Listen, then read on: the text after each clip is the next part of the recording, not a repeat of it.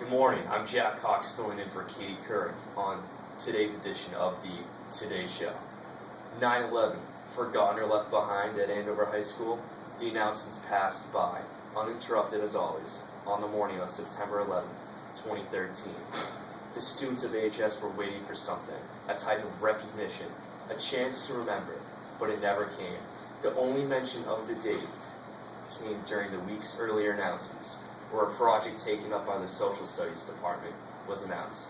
The campaign, labeled I Will, was supposed to be used as a chance for students to pay their respects by doing a good deed for the people around them. Miss Robb, the I Will campaign leader, said we didn't have the same number as last year because we weren't able to do things over the summer like last year because the summer was too short. For the people who did do it, it was successful. Others, however, according to Rob, are not as upset over the lack of recognition for the national tragedy.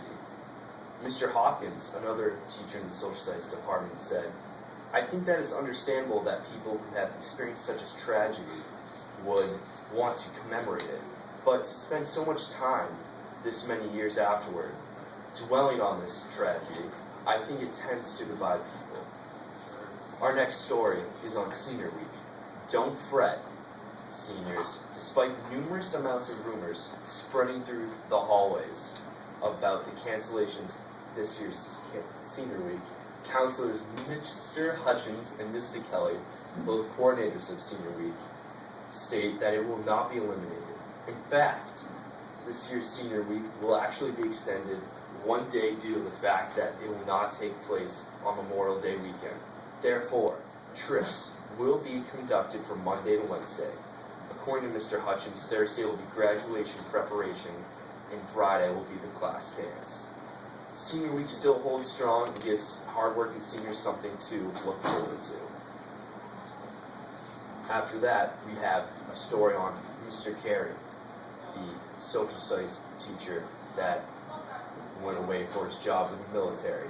There's been extreme support for him throughout the high school when his last day was September 26th before his deployment to the Navy. Hundreds of students throughout the school wore Hawaiian shirts in support of the praise teacher because of this trend of wearing Hawaiian shirts every Friday. Senior Andrew Wang reportedly started a Facebook group encouraging everyone to participate.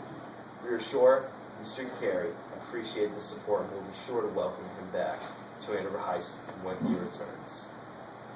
Now, our final story.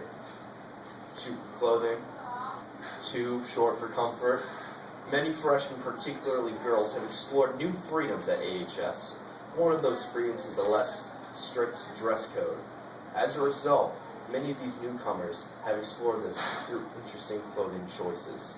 Jessica Whitten, an AHS senior, says that she doesn't even remember anyone ever dressing the way the freshmen do when she was their age. She said, some freshmen come in with no pants on, according to her. If I ever walked out of the house like that, my mom would kill me. Girls can now wear short, skimpy clothing, where in middle school, they would get in trouble for that. Let's go to our field reporter, Arun. Thanks, Jack. What's your name? My name is Emily O'Hara. How old are you? I'm a sophomore. Cool. So, how do you feel about the freshman dress code?